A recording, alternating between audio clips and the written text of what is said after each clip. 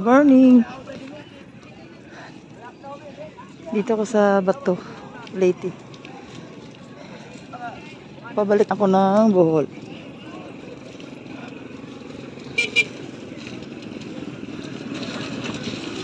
Ito yung pantalan nila. Malinaw na. Kanina, ang lakas ng ulan eh.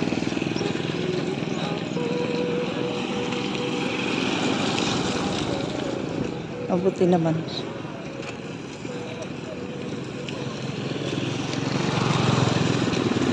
Ang sakyan ko ay Pascraf. Ang pamasahe 500. Pero pag senior 400 lang ko, no. Pareho sa estudyante 400. Tapos yung terminal fee nila dati G's lang, ngayon 20 na. Yan.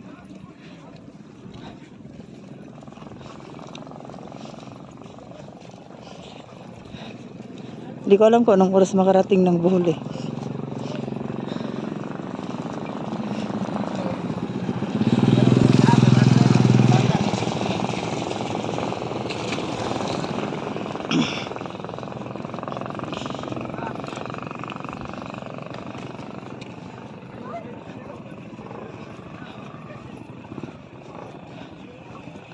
Doon yung Pascraf sa likod nung sa likod nung barko.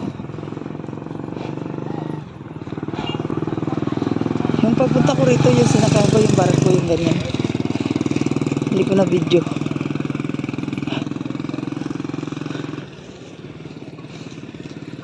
Pero dati nung kasal ni Bitoy, sumakay ako sa Colorom eh. Kasi hindi ako nagpa-vaccine, so wala akong box card. Hindi pa sakay pag walang box card. Eh, dinisakay ako sa Colorom. Ang bayad 800. Tapos sinatid pa ako doon sa may ewan ko saan yung banda, basta 1-2 yung napamasahe ko lahat.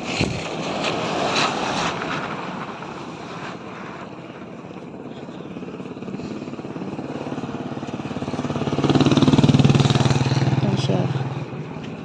So meron may mga pangga-pangga dito, mga papuntang isla.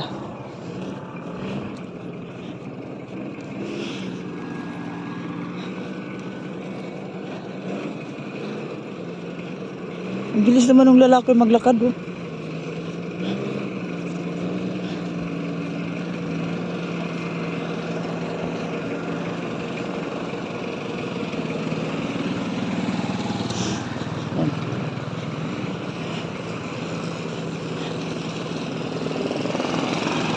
So yung mga produkto dadalhin ng Bohol, yung mga galing Bohol dadalhin ng Leyte, ay papuntang Cebu.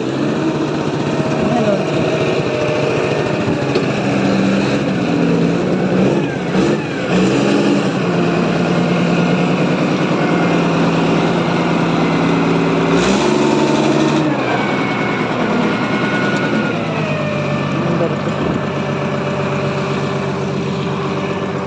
Parang ganyan yung sinakyan ko eh. Pero hindi yan siya.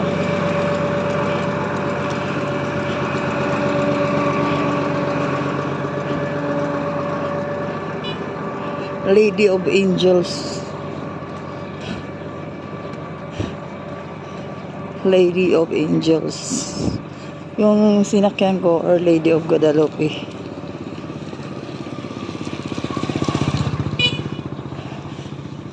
So, dun. Yan yung Pascraf.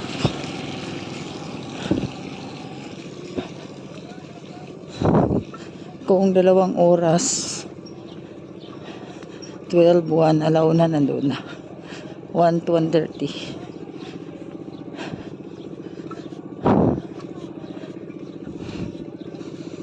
Kaka 1:30, 2:30, 3:30. Mga bago mag-alas 4, nandun ako sa amin. Tagal, no? Medyo layo kasi.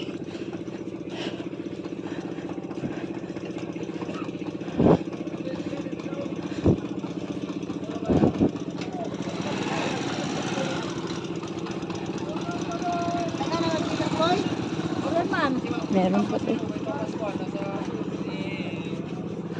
Nasa gate daw, gate. Ito na. Oh. Court.